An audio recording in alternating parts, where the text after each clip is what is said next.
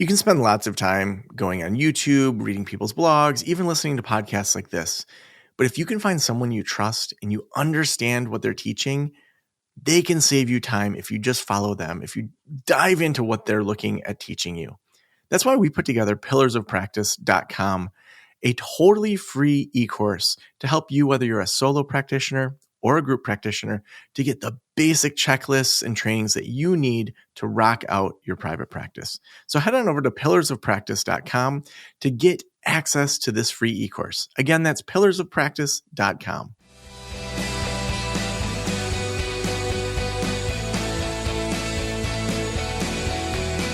This is the Practice of the Practice podcast with Joe Sanok, session number 868.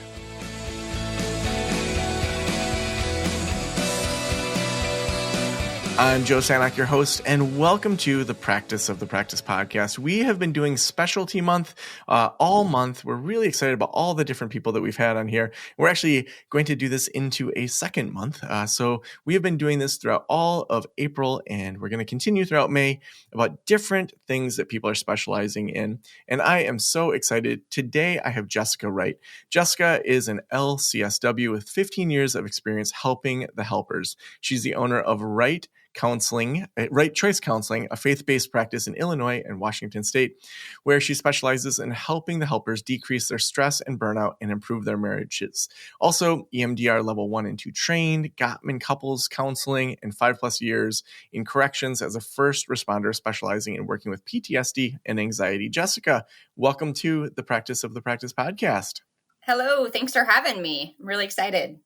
Yeah, I'm so excited to have you here today and to hear about your specialty areas. Let's just start off with, how did you get into this work?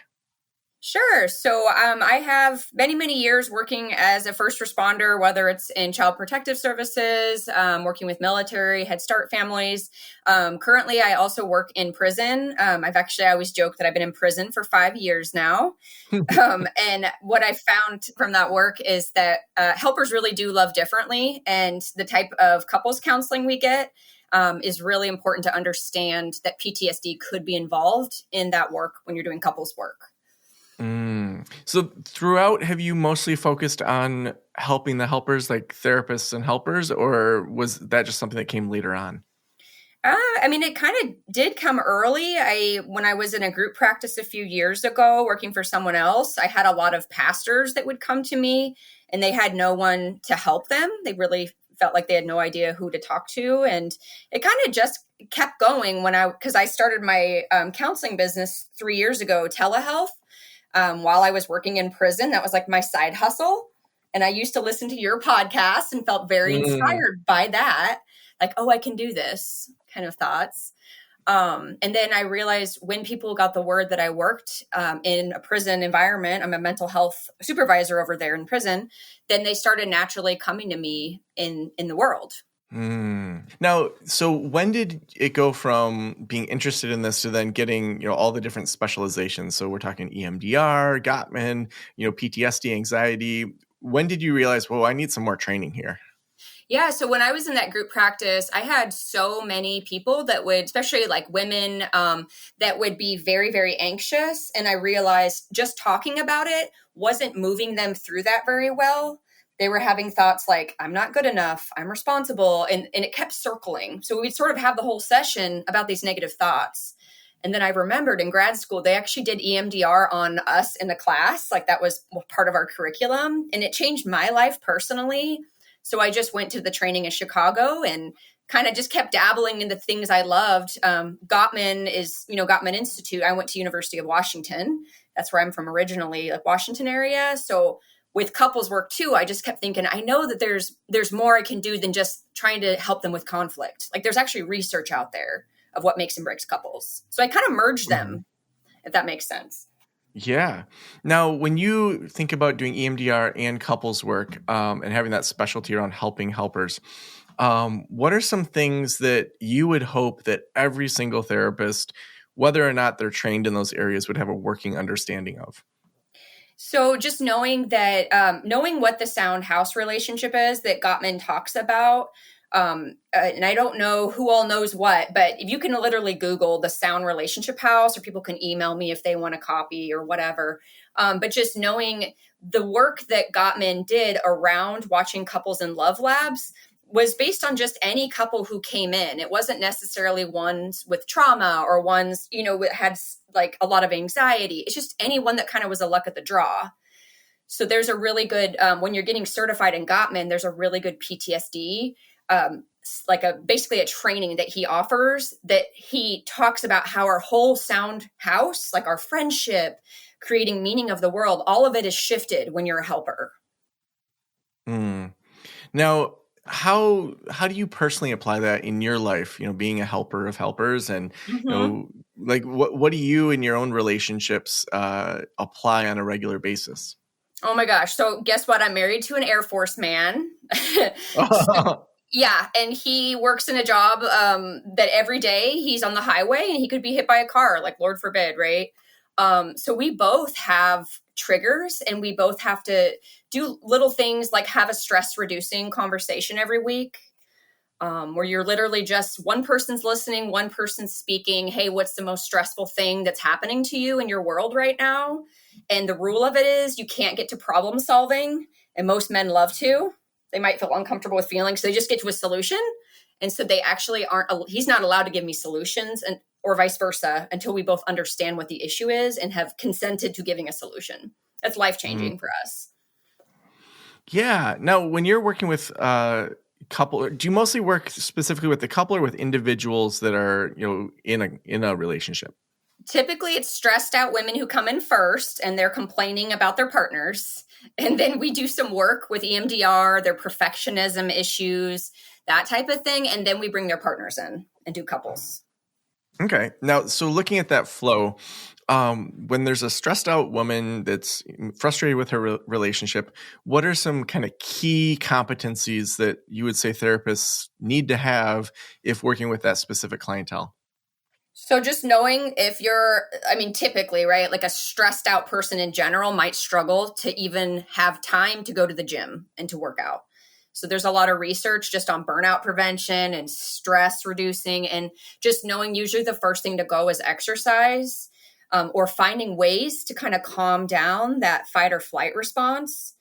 So just realizing, like, getting that set up for them, like, okay, what do you do for self-care? How do you get rid of this energy and stress?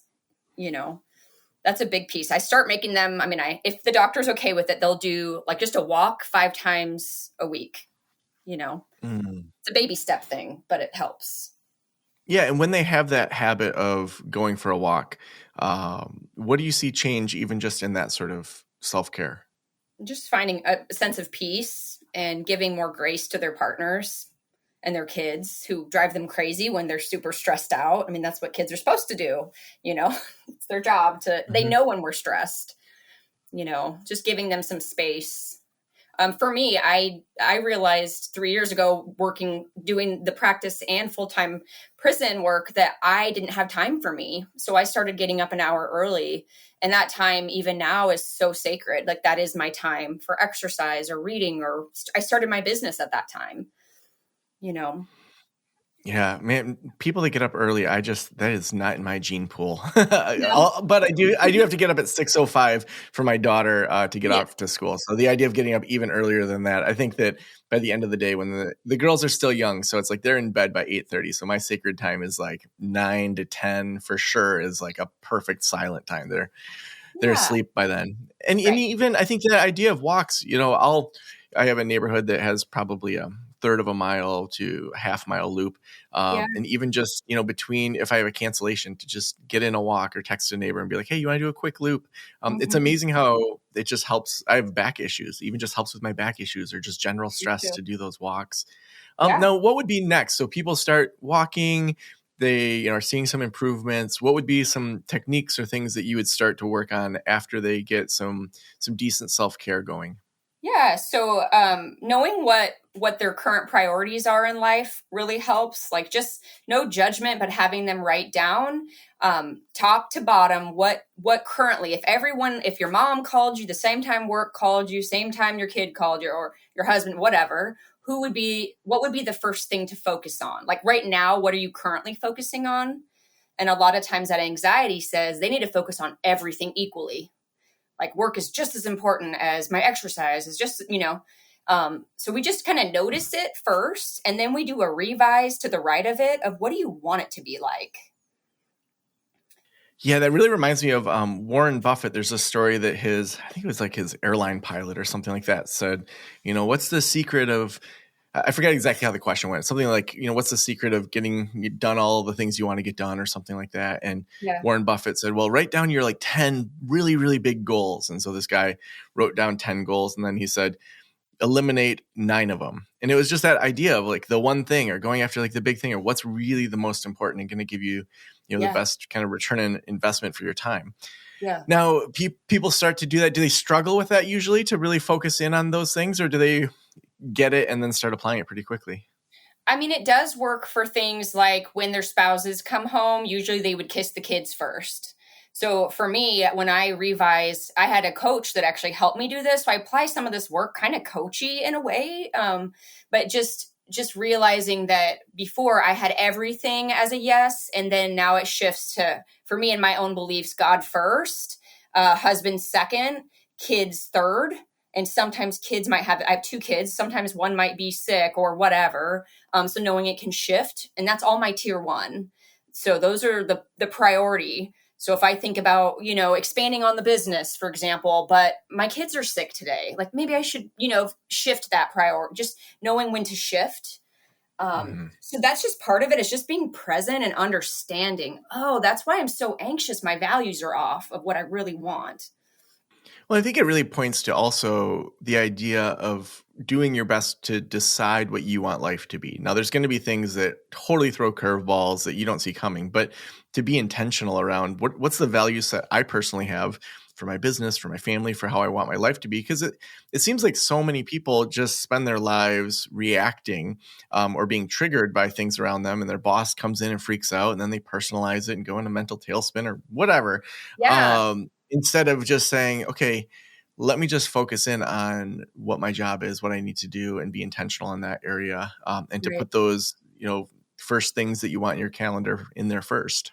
Yeah, completely. Yeah, there's a lot with all this work, just burnout. And I have so many things to talk about with burnout. That's kind of the book that's been writing in my head. But how a lot of times as business owners, we have this hustler inside, and the hustler tells us we got to work through the back pain or just keep going and seeing another client because they're giving us more money or whatever. But realizing, hey, I can't keep going at this level. What do I need to do? Like you talk a lot about scaling. Like, what do I need to do to kind of shift and pivot, so I'm not so burnt out.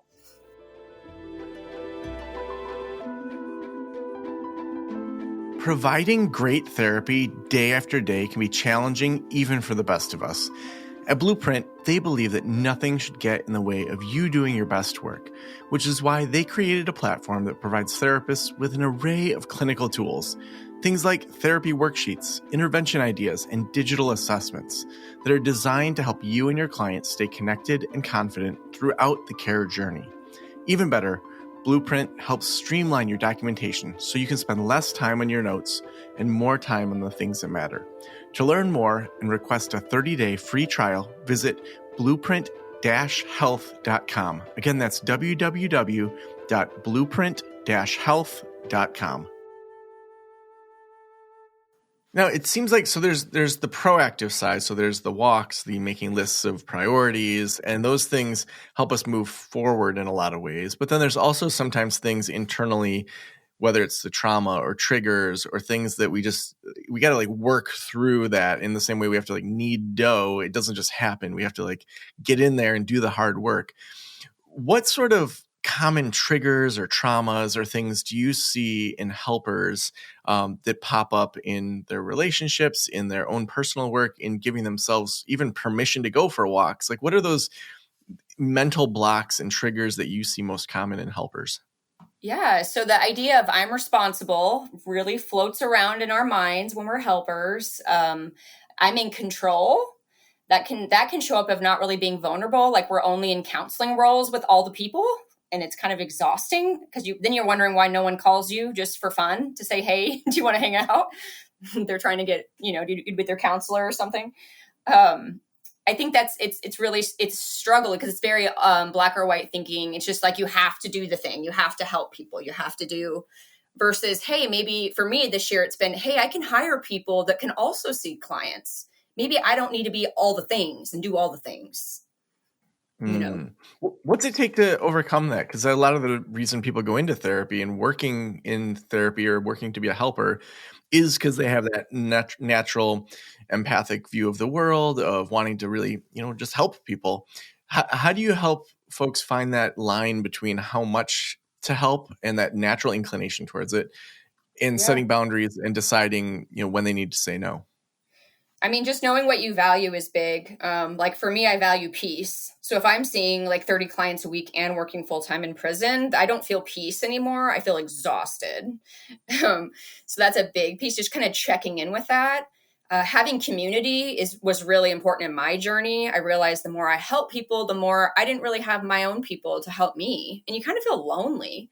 So I had to work really hard on being vulnerable with people and figuring out okay, who can I be friends with? And then how to have that boundary that no, I can't be your therapist, but I do have a good therapist out in the world. Mm. I live in a very small town in Vandalia, Illinois. So it is I think we have 14,000 people here. So I went from Washington State, big area, Tacoma, Washington, to this small town.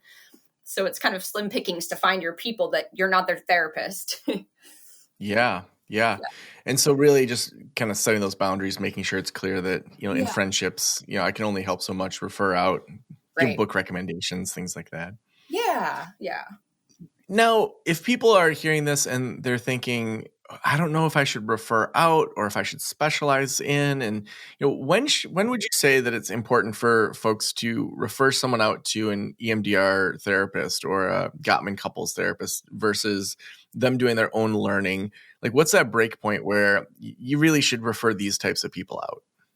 Yeah. So, I mean, when they have a lot of PTSD in the marriage, then that for me took a lot of specialty training to figure out how to work specifically when you have Now, when that. you say in the marriage, do you mean like because of the marriage, like between the couple, or that they're just bringing in PTSD from outside of it, like military service or working in a prison or something like that? Yeah, good question. So typically it's from their job. So like people like me, we work in prison and we're so exhausted when we get home, we have nothing left to give. Like we're pouring from an empty cup. So a lot of times the spouse will be like, why don't you ever want to talk or listen? Or they kind of start becoming critical. And then that makes PTSD, if you can it's kind of gestalty, but kind of split out the PTSD from the person who like works in prison or the veteran, and help that spouse get more angry at the PTSD part, not the person. It's like the behavior you're getting annoyed at. And that part that's really, really healing for some of the like police officers I've worked with. The wives were on the verge of divorcing because the guy would just shut down like whenever they'd get home. So whenever you feel like, hey, I really need to consult or anything, I just recommend even start to consult with other people that specialize in this work. Basically, if you're like Gottman level 3 or certified Gottman, you have this PTSD training. Like it's required for us. So it helps a lot. We focus on affairs. Affairs is a big one too. Like you have to know that there is PTSD as well because of the affair in the relationship, not even just because of work. So that is a very specialty piece that we get in that training. Mm-hmm. Like I'm thinking about blind spots. So that example of a police officer that comes home and doesn't want to talk. Like I think that whether it's a therapist or police officer, like I don't want to stereotype specific job roles, but there are individuals that just don't even realize kind of what they're doing. They don't have the self-awareness of, I'm burned out. I hit my word count for the day, or I saw some crazy stuff at work. Yeah. Because I can imagine that if there's someone that, no matter what their gender is coming to therapy, if they come to therapy, they're seeking some level of self-awareness. And then they may have a partner that doesn't have that same chutzpah towards wanting to do that internal work. So when you see that mismatch or that blind spot, like how do you work through that, either as an individual therapist or as a couples therapist? Yeah, that's a great question. So I used to walk around the prison and I would ask officers, what would it take for you to go to counseling? And they tell me, when my wife says she would divorce me, that's my line. So I know what I'm working with in that it is there's so much shame for first responders, a lot, even for us as counselors. Like for me to go to a counselor, I have to know how the counselor would help me first. It's really hard. Mm-hmm. So just knowing that's going to be difficult. I ask couples 0 to 100%, how much do you want to make this work? How much do you want the relationship to work? And how much do you want to do this work? Because a lot of this work is habit change in relationships. And it is not easy for anyone to do something different. Yeah. I mean, as a therapist, what's your approach when if there is that mismatch and a couple is saying that they do want to work on it? Mm-hmm. How do you allow the person that what do you do to encourage the person that is really seeking to grow and the other person that you can tell is maybe just going through the motions to not get divorced? How do you handle that from a clinical perspective? Yeah, so part of the Gottman work is the first session, we always do both of the partners together. And the second session, you do an individual with one of the partners. And I tend to put the one that is least motivated to do the work in that first session or that second session individually, and just build that rapport with them. And I have a lot of things I say, like, I know it's super awkward talking to a stranger about your business. And hey, I'd love to have feedback. How is this going? Just getting them to be rest assured that I'm not there to attack. We say there's never any secrets, things like that, to try to build that. I used a little bit of comedy, not on purpose. It's just my personality. I know people like me when they smile a little bit, just a tiny bit, it's not so serious. And, so try to have some kind of fun. I know it's not fun for people, but just try to make it lighthearted, I guess. Yeah. Now, when you think about where you hope to go just in your own career, what's next for you? So my dream is to pivot a little bit. We have a new building in Vandalia. So after 3 years of doing telehealth, we're actually in person. I saw my first client last week. I've hired 2 different counselors. And my dream is to do coaching with couples, specifically with helpers. So I've actually already made a Helpers Love Differently podcast. I haven't recorded yet because I'm trying to figure out this Yeti situation. Yeah. And I made a Helpers Love Differently course, and I made a workbook, and I'm also working with a book coach to actually make the book, finish writing the book. So that's my dream, to really lots of stuff going on there. So you're audience building right now. That's amazing. Yeah. And it's one of those things, if I don't do it, I know someone else will. We need to get the word out that helpers do love differently. So. Yeah, absolutely. Well, the last question I always ask is, if every private practitioner in the world were listening right now, what would you want them to know? Find something that is not counseling. Find something that brings you joy, that doesn't feel like work, and don't post it on social media. So I started knitting blankets, and I'm not allowed to post it on social. It's just for me, and I can't hustle it. That's the rules. I love that. And Jessica, if people want to connect with you, if they want to read about your work, where should we send them? Sure. WrightChoiceCounseling.com, or you can check out our Facebook, Right Choice Counseling. And they can always email me, Jessica@RightChoiceCounseling.com. Perfect. Well, thank you so much for being on the Practice of the Practice podcast. Thank you very much. I love it. I love how, people like Jessica, want to start something on the side, and, as it continues to grow and she still has her full-time job, there's ways we could have gone into the business side of it, but, to just hear that passion of helping people in that way and in the way that makes sense is so awesome. I hope that's inspiring for you. We have lots more people coming up talking about their specialties throughout this month. And we couldn't do this show without our amazing sponsors like Blueprint. At Blueprint, they believe that nothing should get in the way of you doing your very best work. They have therapy worksheets, they have intervention ideas, and digital assessments that are designed to help you and your clients stay connected. You can find out more and do a 30-day free trial over at blueprint-health.com. Again, that's blueprint-health.com. Thanks so much for letting me into your ears and into your brain. Have an amazing day. I'll talk to you soon. Special thanks to the band Silence is Sexy for that intro music, and this podcast is designed to provide accurate and authoritative information in regard to the subject matter covered. It is given with the understanding that neither the host, the producers, the publishers, or guests are rendering legal, accounting, clinical, or other professional information. If you want a professional, you should find one.